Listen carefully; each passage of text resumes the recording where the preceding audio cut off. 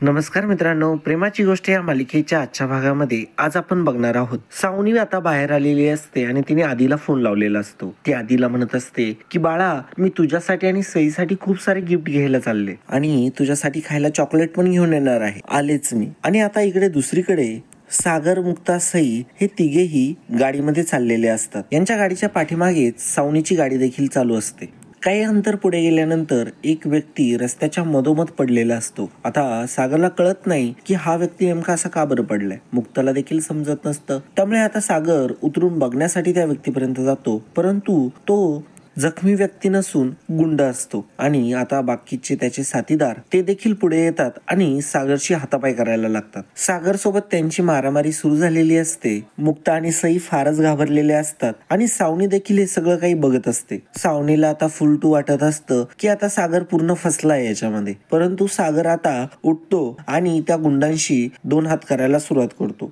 सागर त्या गुंडांना धो धो धुवून काढतो आणि त्या गुंडांना बजावून सांगतो की माझ्या फॅमिली पासून 4 हात लांबच राहायचं. आता हे ऐकून सावनीच्या मात्र डोक्यात गोचडी झालेल्या असतात. सागरने जीवावर खेळत त्या गुंडांशी 4 हात केलेले असतात. सागरने जोरदार चोप त्या गुंडांना दिलेला असतो. गुंड आता तिथून पळून गेलेले असतात, कारण की एकटा सागर त्यांना भारी पडलेला असतो आणि सागरने हॉकी स्टिकने त्यांना चांगलंच धुतलेलं असतं. सागरच्या हाताला थोडीशी जखम झालेली असते आणि आता मुक्ता आणि सई देखील खाली उतरलेले असतात. मुक्ता आता सागरकडेच बघत असते आणि सागर आता सईशी बोलत असतो. सईवरती तो प्रेम करत असतो. सईला तो विचारतो, बाळा तू घाबरली तर नाही ना. परंतु सई काय घाबरलेली नसते आणि तो देखील आता खुश झालेला असतो. आता सागर उठून उभा राहतो तेव्हा मुक्ता त्याला म्हणत असते, खरंच किती धाडसी आहात हो तुम्ही. मी गाडीमध्ये बसलेले होते, मला तर सुचतच नव्हतं की काय करायचं आणि काय नाही. परंतु खरंच तुमच्यामध्ये खूप धाडस आहे. तुम्ही त्या सगळ्या गुंडांना धुवून काढलं. जरी तुमची उंची कमी आहे तरी पण तुम्ही त्यांना धुतलं. आता सागर म्हणतो की उंची कमी आहे हे दिसलं, परंतु मी त्यांना धुवून काढलं हे नाही दिसलं. परंतु मुक्ता मात्र सागरला म्हणत असते की मान्य करावं ना माणसाने, जर उंची कमी आहे तर कमी आहे ना, ते तुमच्या इथं लागत होते, मी तर तुमचं कौतुकच करते. सागर म्हणतो की ठीक आहे चला बसून घ्या गाडीमध्ये. आणि सई बाळा, ज्या काही मारामाऱ्या वगैरे झाल्या नाही हे घरी सांगू नको बरं का. आणि मग आता ते तिघेही खूप आनंदाने गाडीमध्ये बसतात. आता सावनीने हे सगळं बघितलेलं असतं. सावनीचा तर माथाच सटकलेला असतो. सागर आणि मुक्ताला जवळजवळ येताना तिने बघितलेलं असतं आणि मुक्ताने कशा प्रकारे सागरच्या हाताला कॉटन लावलेला असतो हे देखील तिने बघितलेलं असतं आणि याचाच तिला त्रास होत असतो. आता मुक्ता व सई आणि सागर हे तिघेही घरी आलेले असतात. आता सई ही इंद्राशी बोलत असते. इंद्रा म्हणत असते की बाळा चल बरं जेवण करून घे, मी तुझ्यासाठी आवडतीची भाजी बनवली, तुला मासे नाही आवडत ना. तेव्हा सई म्हणते की नाही, आम्ही तिकडं खूप सारं जेवण करून आलोय आणि आता मला भूक नाहीये आणि तुला माहिती आहे आजी येताना काय झालं. आणि आता मुक्ता सईला खुणावते की सांगायचं नाही म्हणून. आणि मग सई लगेचच म्हणायला लागते की मला झोप येते खूप, मला झोपायला जायचंय. आणि तेव्हा इंद्रा म्हणते की असं अचानक काय झालं. इंद्राला डाऊट आलेला असतो की नक्कीच मुक्ताने काहीतरी पडवलं हिला. आणि मग मुक्ता सईला घेऊन तिच्या रूम मध्ये निघालेली असते. इंद्रा पाठीमागे म्हणत असते नक्कीच काहीतरी प्रॉब्लेम आहे. इंद्रे, तुला आता शातीरच बनावं लागेल. दुसरीकडे इकडे सावनी दारू पित असते आणि हर्षला म्हणत असते की सागरने त्याच्या कुटुंबासाठी स्वतःचा जीव डावावरती लावला. तेव्हा हर्ष म्हणत असतो की ते गुंड वगैरे नसतील, ते गल्लीतले क्रिकेट खेळणारे पोरं असतील. तेव्हा सावनी म्हणते की नाही, चांगलेच गुंड होते आणि धिप्पाड होते, परंतु सागरने त्या सगळ्यांना पाणी पाजलं आणि वरून म्हटला देखील माझ्या फॅमिली पासून दूर राहायचं, नाहीतर माझ्यासारखा वाईट मीच असेल. नॉनसेन्स. हर्ष म्हणतो की माझी फॅमिली, तुला मी म्हटलं होतं ना, मुक्ता आणि सागर हे एकमेकांच्या जवळ येत आहे. तू तर म्हणाली होती की त्या दोघांमध्ये सतत भांडणं आणि ते 4 हात दूरच राहतील एकमेकांपासून, परंतु बघितलं कशा पद्धतीने ते एकमेकांच्या जवळ येत आहे. परंतु ते आता एक युनिट झालेत. हर्ष म्हणत असतो की म्हणजे तू मुक्ताला खूप राग आणून देण्याचा प्रयत्न केला, परंतु मुक्ता स्ट्रॉंग निघाली. म्हणजे बघ ना, तू तुझं टार्गेट विसरते ऍक्च्युली. तेव्हा आता सावनी म्हणत असते की तू प्लीज ना आता मला ट्रेस देऊ नको. हर्ष म्हणत असतो की टार्गेट विसरायला नकोय, तू तू सागरवरती टार्गेट कर. कसं आहे ना, तो एक सॉफ्ट टार्गेट आहे. तेव्हा सावनी म्हणते की मी मला मिळेल तो मार्ग निवडते. मला एकच काम करायचंय, सईला घरात आणायचंय आणि त्या सागरला अद्दल घडवायची. त्याच्यापासून ती मुक्ता पण दूर झाली पाहिजे. तेव्हा हर्ष म्हणत असतो की हो, आणि सागरला असं वाटलं पाहिजे की त्याच्यासोबत कोणती स्त्री राहू शकत नाही.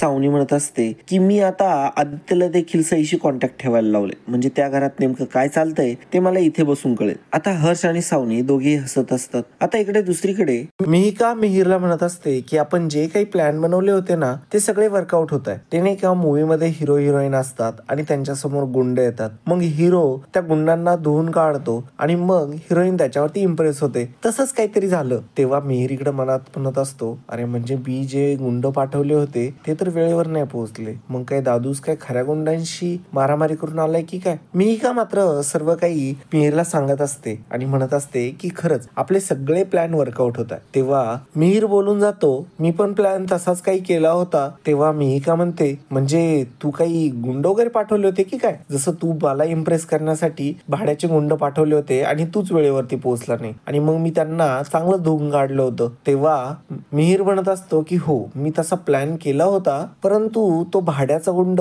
काही वेळेवरती पोहोचला नाही आणि मग त्याच्यामुळे बरं झालं ना, दादूसनी खऱ्या गुंडांना चोप दिला. तेव्हा मात्र मिहिका म्हणते की गप्प बस तू, तुला कळतंय का काय बोलतोय तू, अरे त्यांच्यासोबत सई होती, तिला काही झालं असतं मग. तेव्हा मिहिर म्हणत असतो की पण मी माझ्या गुंडांना सांगितलं होतं तसं की दादूसला देखील काही करायचं नाही म्हणून. तेव्हा मात्र मिहिका म्हणत असते की अरे तुला कळत नाही का, निगेटिव्ह एनर्जी अट्रॅक्ट होते. अरे तसं काही खरं झालं असतं ना तर काय केलं असतं, आणि जर तू असं काही फालतू प्लॅन बनवणार असशील ना तर अजिबात मी तुझ्याशी एवढं जे बोलते ना तेच देखील बोलणार नाही.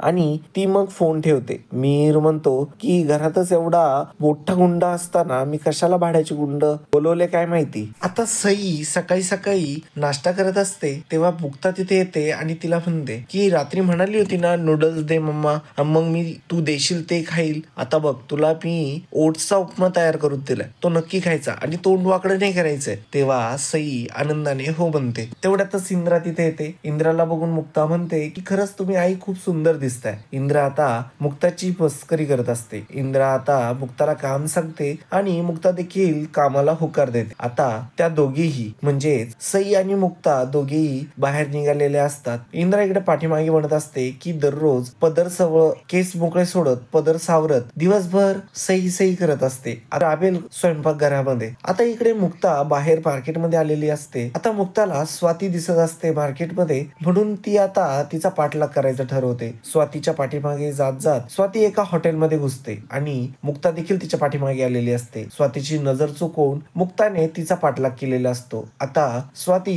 रिसेप्शनिस्ट कडून चाव्या घेते आणि रूमच्या दिशेने जाते आणि मग मुक्ता देखील तिच्या पाठीमागे आलेली असते. रूम 105 मध्ये स्वाती आतमध्ये गेलेली असते आणि मुक्ता देखील तिथपर्यंत तिचा पाठलाग करत गेलेली असते. स्वातीने चेहऱ्याला गॉगल देखील लावलेला असतो आणि पदर देखील घेतलेला असतो, तरी देखील मुक्ताने तिला ओळखलेलं असतं आणि आता संपूर्ण स्वातीचा चेहरा देखील उघड झालेला असतो आणि मग आता मुक्ताला संशयच असतो, म्हणून मुक्ताने तिचा आता पाठलाग केलेला असतो. आणि मित्रांनो, अशा प्रकारे आजचा एपिसोड इथे संपतो. पुढील भागामध्ये आपल्याला बघायला मिळणार आहे सागर हा गोखलेंच्या घरी जाऊन विचारत असतो मुक्ता इथे आलीये का. त्यावरती माधवी म्हणत असते की नाहीये, इथं तर नाही आलीये मुक्ता. का बरं, काय झालं. तेव्हा सागर म्हणतो की काही नाही झालं. आता सागर बापूंना देखील म्हणतो की तिथे देखील नाहीये मुक्ता. तेव्हा इंद्रा म्हणते की आम्हाला सगळ्यांना गॅसवर ठेवून कुठे ते मुक्ता काय माहित. आता मुक्ता इकडे दुसरीकडे स्वातीच्या रूमचा दरवाजा ठोठावते आणि स्वातीने आता दरवाजा उघडलेला असतो आणि मुक्ताला बघून स्वाती मात्र फारच घाबरलेली असते. आता नेमके पुढे काय होणार